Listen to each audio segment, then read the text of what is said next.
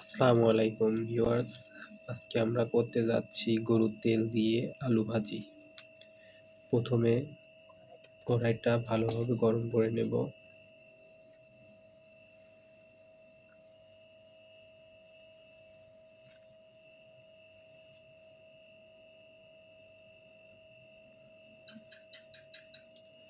গরম হয়ে গেলে এবার একটু অল্প পরিমাণ সয়াবিন তেল দিয়ে দেব।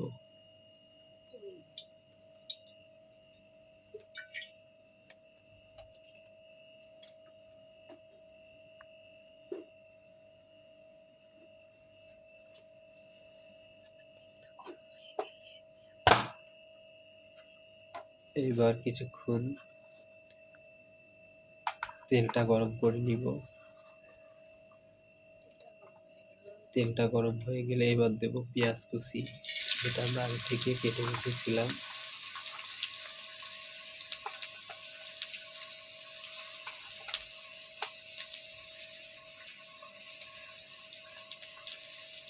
এবার দিয়ে দেব কিছু কাঁচামরিচ ফালি করা। তারপরে একটু ভালোভাবে নেড়ে চেড়ে নিব।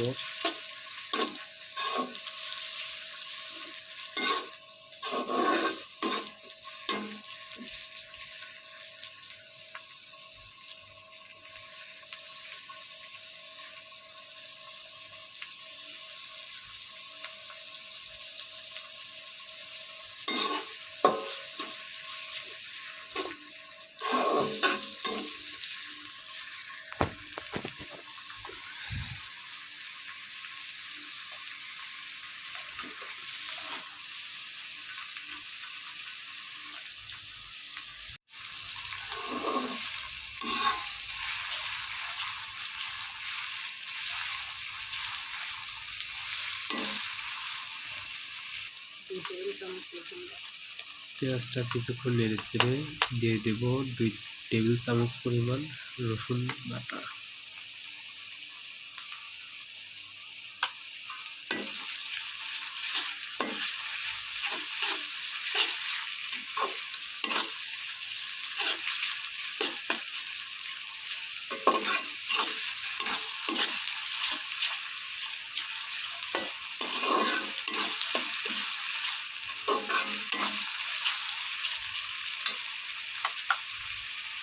এবারে দিয়ে দেব 2 টেবিল চামচ পরিমাণ জিরা বাটা। এটা ভালোভাবে একটু কষিয়ে দিতে হবে।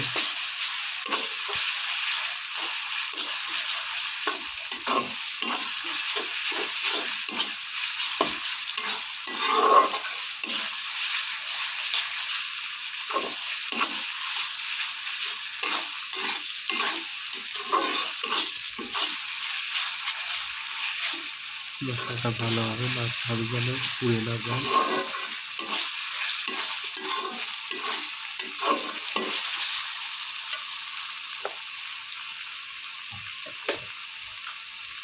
এবারে দিব পরিমাণ মতো হলুদের গুঁড়া,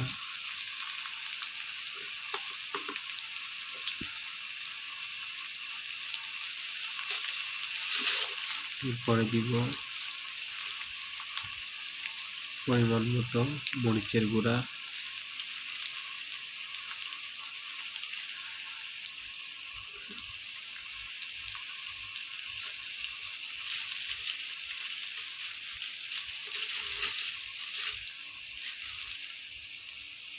এরপরে দিব পরিমাণ মতো ধনিয়ার গুঁড়া,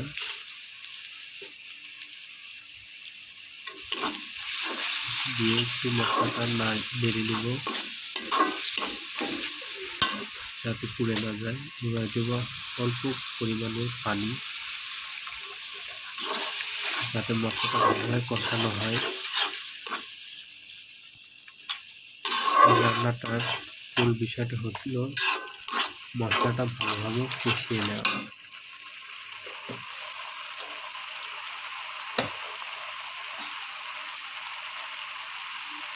এবারে দিয়ে দেব পরিমাণ মতো লবণ,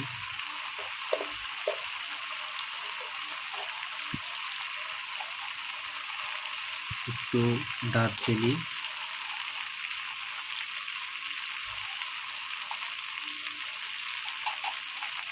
দিয়ে দেব 2-3টা ফল, দিয়ে মশলাটা আবার ভালোভাবে নাড়তে হবে।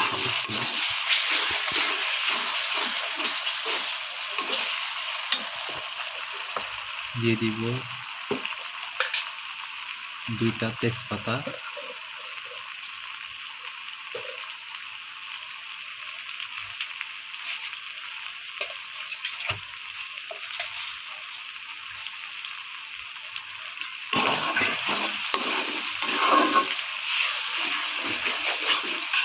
মশলাটা ভালোভাবে নাড়তে হবে প্রায়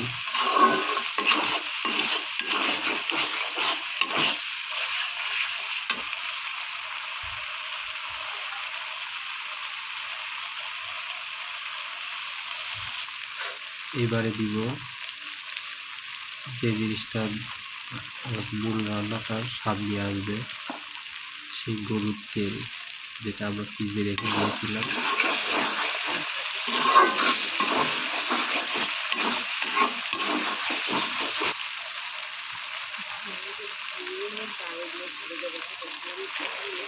সুন্দর করে জাল দিয়ে ফ্রিজে রেখে দিয়েছিলাম।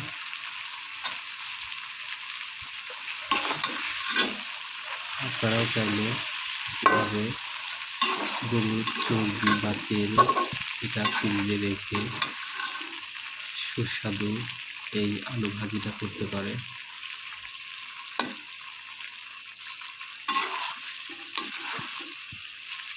তেলটা একটু ভেঙে দিতে হবে যাতে মশলাটা ফুলে মিশে যায়।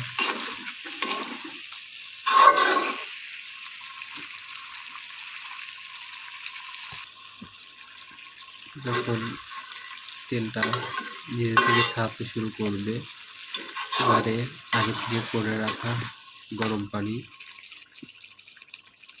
সামান্য পরিমাণে গরম পানি দিয়ে মিনিট 10 মতো ঢেকে রাখতে হবে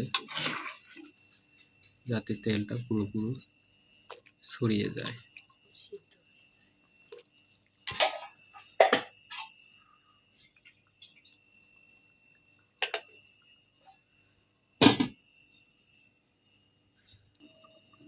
এই 10 মিনিটের মাঝে একটু ঢাকনাটা উঠিয়ে নেড়ে নিতে হবে যেন তেলটা ভালোভাবে ছড়িয়ে যায়।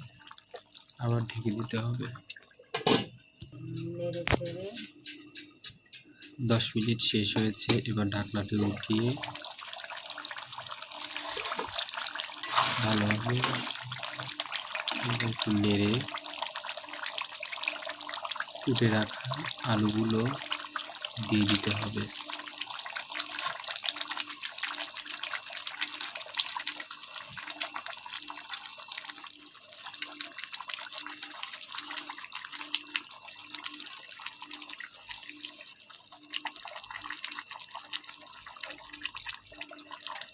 আলুগুলো দেওয়া শেষ হলে এবার ভালোভাবে নেড়ে চেড়ে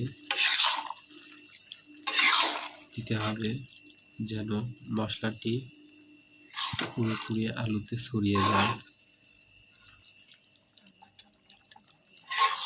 রান্নাটি অনেকটা ভুড়ি রান্নার মতো লাগে, অনেক স্বাদ। খুবই অল্প খরচে বাসায় থাকা কিছু জিনিসপাতি দিয়েই তৈরি হয়ে যায় রান্নাটা।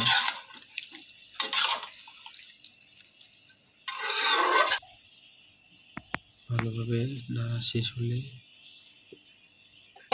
ঢাকনা দিয়ে ঢেকে দিতে হবে। 30 মিনিটের মতো নেড়ে চেড়ে রান্নাটা শেষ করতে হবে।